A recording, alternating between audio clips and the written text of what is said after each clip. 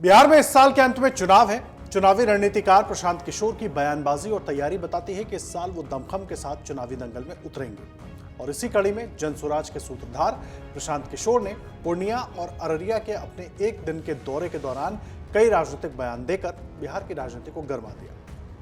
पूर्णिया में आयोजित press conference में उन्होंने न सिर्फ बिहार की वर्तमान राजनीतिक स्थिति पर सवाल उठाए, बल्कि मुस्लिम मतदाताओं से अपील कर कहा कि आरजेडी को वोट देना अब मजबूरी नहीं बल्कि बदलाव की जरूरत है। प्रशांत किशोर ने कहा कि बिहार में मुस्लिम मतदाता अभी तक मजबूरी में आरजेडी को वोट देते आ रहे हैं क्योंकि उनके पास कोई ठोस विकल्प नहीं है, लेकिन अब जनसुराज इस कमी को पूरा करने के लिए तैयार है।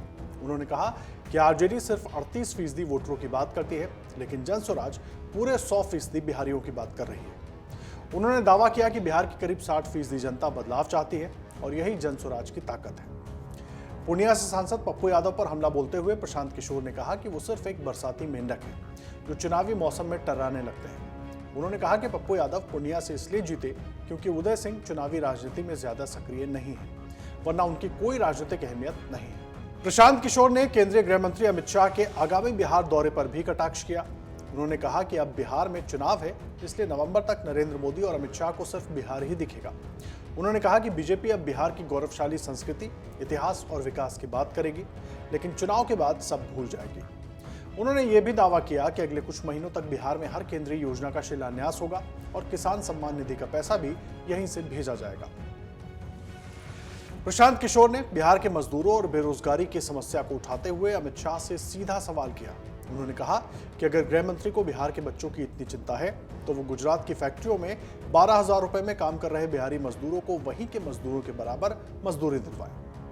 उन्होंने अमित शाह से तीखे सवाल पूछे कि गुजराती उद्योगपतियों ने बिहार में कितनी फैक्ट्रियां लगाई हैं, पिछले 11 साल में बिहार में कितने उद्योग आए और गुजरात को बुलेट ट्रेन और बिहार को पैसेंजर ट्रेन के लिए मारामारी क्यों करनी पड़ती है। प्रशांत किशोर ने बिहार के लोगों से सोच समझकर वोट देने की अपील की। उन्होंने कहा कि अब बिहार को सिर्फ चुनावी वादों से गुमराह नहीं किया जा सकता। उन्होंने जनता से कहा कि इस बार वोट बिहार के विकास के लिए करें। उन्होंने ये भी चेताया कि अगर लोग पुराने पैटर्न पर वोट देते रहे तो बिहार का हक किसी और को मिलता रहेगा, यानी वोट हमारा और विकास गुजरात का नहीं चलेगा।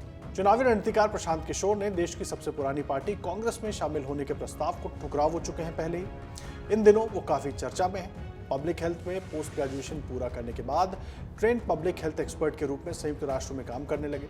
उनकी पहली पोस्टिंग आंध्र प्रदेश में हुई, फिर उन्हें पोलियो उन्मूलन कार्यक्रम चलाने के लिए बिहार में ट्रांसफर कर दिया गया था।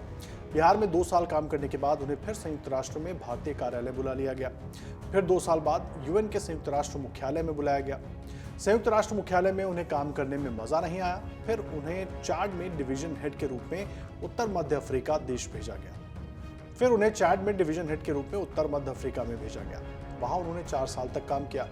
उसके बाद उन्होंने भारत के समृद्ध उच्च विकास वाले राज्यों में कुपोषण पर एक रिसर्च पेपर लिखी। इसमें महाराष्ट्र, गुजरात, हरियाणा, कर्नाटक राज्यों में कुपोषण की स्थिति पर लिखा। इन राज्यों में गुजरात सबसे नीचे था। ये पढ़कर तत्कालीन गुजरात के सीएम नरेंद्र मोदी ने प्रशांत किशोर को फोन किया और पीके को गुजरात के लिए काम करने के लिए आमंत्रित किया। प्रशांत किशोर ने 2013 में सिटीजन फॉर अकाउंटेबल गवर्नेंस यानी सीएजी की शुरुआत की। उनकी फर्म ने उनके साथ सहयोग करने वाले राजनीतिक दलों को राजनीतिक रणनीति प्रदान करने पर ध्यान केंद्रित किया। उन्हें गुजरात के तत्कालीन मुख्यमंत्री नरेंद्र मोदी का समर्थन मिला। उसके बाद उन्होंने उनके चुनाव प्रचार की कमान संभाली और 2014 में उन्होंने नरेंद्र मोदी के नेतृत्व वाली बीजेपी को लोकसभा चुनाव जीतने में मदद की और पार्टी देश में पूर्ण बहुमत के साथ आई। वो बीजेपी के चुनाव पूर्व अभियान के प्रमुख रणनीतिकारों में से एक थे। ऐसा कहा जाता है कि प्रशांत किशोर का ही दिमाग था जिसने चाय पे चर्चा, मंथन, 3D रैलियों, ऑनलाइन प्रचार और बीजेपी के लिए और भी बहुत कुछ किया। कुछ समय बाद प्रशांत किशोर ने राजनीतिक रणनीतियों के साथ बीजेपी का साथ छोड़ दिया और कुछ संघर्षों के कारण अलग होने का फैसला किया। अब वो जनसुराज पार्टी के साथ बिहार चुनाव में ताल ठोकने के लिए तैयार है।